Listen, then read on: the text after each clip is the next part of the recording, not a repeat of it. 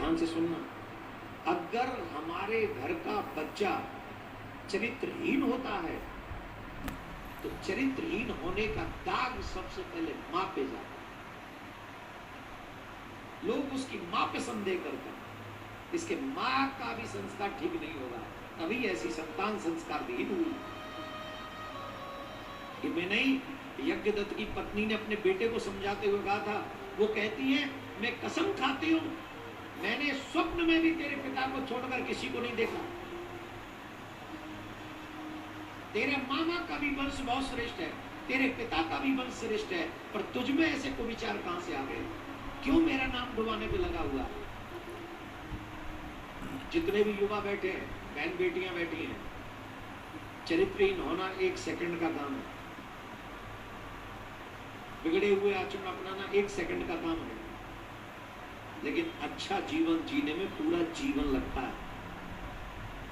कलंकित जीवन ना हो उसके लिए पूरा जीवन लगाना पड़ता है, और वही श्रेष्ठ वर्ग है जिसके कारण मेरे चरित्र पर उंगली न उठे। मुझे एक कहानी याद आ रही है, सुनाऊं? एक बाबा की कुटिया थी कुआं के तट पे। एक बूढ़े बाबा रहा करते थे, दाढ़ी वाड़ी सफेद थी, एकदम भजनानंदी थे, बड़ा भजन करते थे।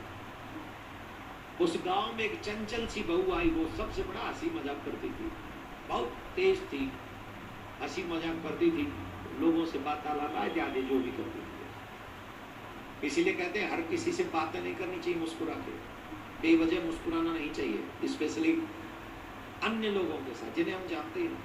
क्यों मुस्कुरा के बातें करते, क्यों उनसे हमें फालतू बात करनी? वो स्त्री ऐसी थी, वो सबसे मुस्कुरा के हाय हेलो में लगी रहती थी।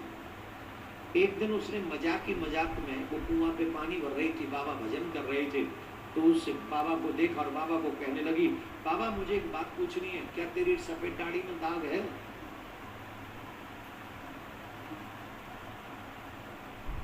क्या तेरी सफेद दाढ़ी में दाग है?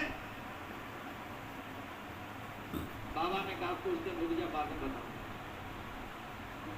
1-2 महीने बाद फिर उस देवी ने पूछा, ए बाबा बताया नहीं तुमने, क्या तेरी सफेद दाढ़ी में दाग है? कुछ दिन और रुक जा, फिर बताऊंगा। 1-2 साल बाद फिर उसने पूछा, बाबा तेरी सफेद दाढ़ी में दाग है? बाबा ने कहा कुछ दिन और। बाबा की तबीयत खराब हुई, बाबा मरने लगे, शरीर छोड़ने लगे, त्याग कर रहे थे, कुछ ही समय बाकी था। बाबा ने कहा जाओ उस देवी को बुला के लाओ। गांव के लोग बोले बता पागल है वो बाबा, मरे वाला और ऐसी स्त्री बुला रहे हो? एक बोले बुला लो, मर रहा है तो आखिरी इच्छा होगी, बुला लो। बुला के लाए। बाबा की ये दशा देखी, वो स्त्री हंसना बोलना क्वेश्चन करना भूल गई, रोने लगी। बाबा बड़े अच्छे थे, आपका दर्शन होता था, आदि आदि बातें कहने लगी। उसके मन में भी दया उत्पन्न हुई, जाने वाले व्यक्ति को देख के सबके मन में दया आती है, द्रवित होता है। वो कहने लगी बाबा अरे अभी रोवे मत, पूछ क्या पूछती थी? तो बाबा कुछ नहीं, क्षमा कर दो। क्षमा क्यों कर दे, पूछ क्या पूछती थी? बोले बाबा मैं रहने दो, बाबा को पूछना।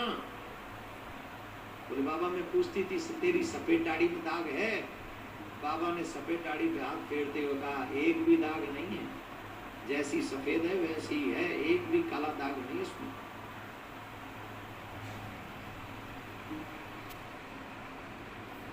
तो स्त्री ने कहा जब यही बात थी तो कभी बोल देते, इतने दिन तक प्रतीक्षा क्यों कराई?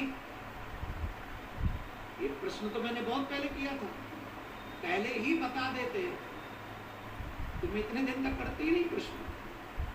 बाबा ने कहा उतने दिन पहले आंसर कैसे कर देता, मेरा जीवन बाकी था, और इस माया का कोई पता नहीं, न जाने किस दिन एक्सीडेंट करा दे। मैं तो उससे बोल देता कोई दाग नहीं और बाद में दाग लग जाता, तो अब मेरा